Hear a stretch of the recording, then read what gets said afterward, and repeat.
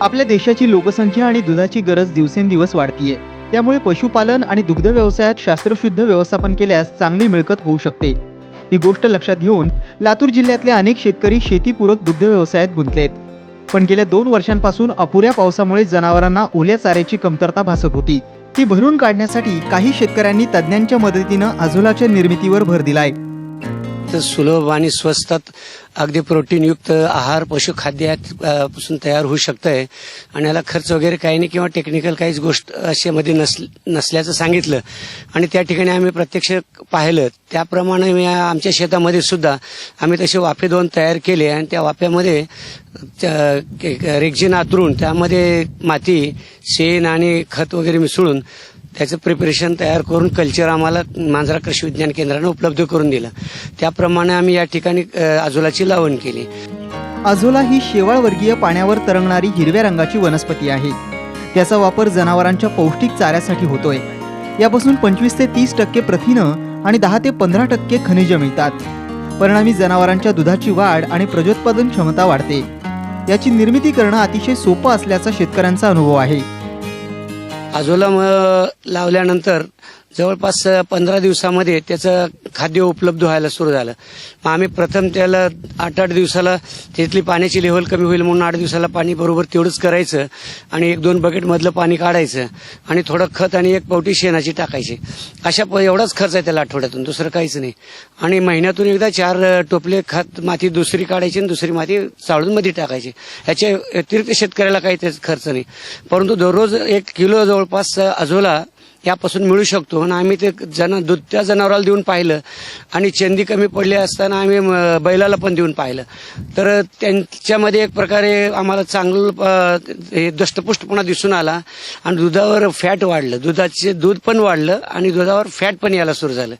त्याच्यामुळं आम्हाला ह्याचे एकतर अशा दुष्काळी परिस्थितीमध्ये पाणी कमी असताना वगैरे हिरवा चारा कमी असताना हे हिरवा चाऱ्याच्या स्वरूपात आणि प्रोटीन जवळपास 35% प्रोटीन कशातच दुसऱ्या ह्याच्यात नाही. अझोला निर्मितीसाठी सुरुवातीला वाफे तयार करावेत. त्यासाठी 15 ते 30 डिग्री तापमान अनुकूल आहे.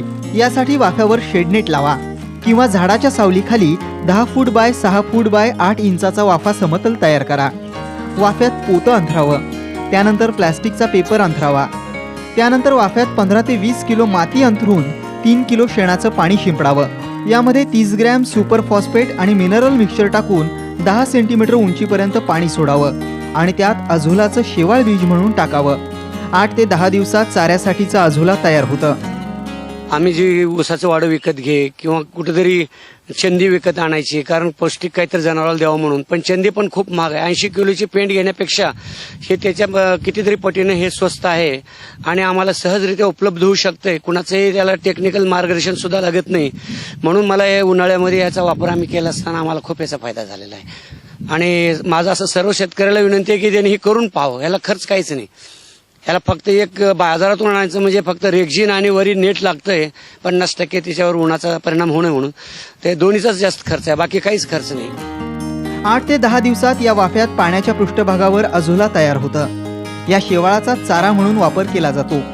या एका खड्ड्यातून दररोज 1.5 ते 2 किलो खाद्य निघतं. तर प्रत्येक दुभत्या जनावराला दररोज किलोभर खाद्य द्यावं.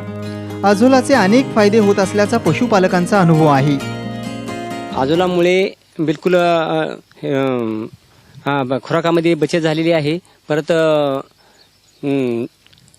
त्या अझोलामुळे दुधामध्ये सुद्धा वाढ झालेली आहे. तर ते परत जे सुरुवातीला 17-18 लिटर दूध देत होते ते आज दुधामध्ये 1 ते 2 लिटरने वाढ होऊन 20 ते 21 लिटर दूध मिळत आहे. परत जे खुराकासाठी जो खर्च येत होता ते खर्चामध्ये बचत झालेली आहे. तर असं एक माझं मत आहे की प्रत्येक शेतकऱ्यांनी अशा पद्धतीने केलं तर आपल्या चाऱ्यामध्ये व खुराकामध्ये बचत होईल, जनावरांची तब्येत एकदम व्यवस्थित राहील. तर असं माझा एक पूर्ण शेतकऱ्याला असा एक सल्ला आहे की त्यांनी प्रत्येकाने एकदम 0 मेंटेनन्समध्ये बजेटमध्ये हे अझोलाचं युनिट तयार होते. तर असे प्रत्येकाने करावी. लातूरच्या मांजरा कृषी विज्ञान केंद्रामार्फत सध्या या तंत्राचा परिसरातल्या शेतकऱ्यांमध्ये प्रचार आणि प्रसार केला जातोय.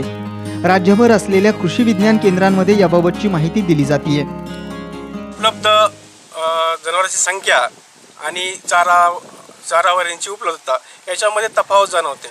आपण सर्वच भागामधला विचार केला तर आज जनावरांना हिरवा चारा मिळत नाही किंवा कमी प्रमाणात उपलब्ध असतो.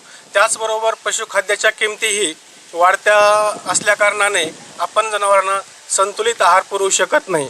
आणि त्याचबरोबर आणखी एक महत्त्वाची गोष्ट, जर 2 वर्षाला दुष्काळी परिस्थिती निर्माण होते आणि त्यावेळी चारा टंचाई निर्माण होते. आजही राज्याच्या मोठ्या भागात पुरेसा पाऊस पडलेला नाही. तिथं चाऱ्याअभावी चारा छावण्या सुरू आहेत. या भागातल्या शेतकऱ्यांना आझोला शेवाळ चाऱ्यासाठी नक्कीच वरदान ठरणार आहे. त्याबाबत शेतकऱ्यांनी माहिती घेऊन त्याच्या निर्मितीसाठी पुढे येणं गरजेचं आहे. दीपक क्षीरसागर, साम टीव्ही, लातूर.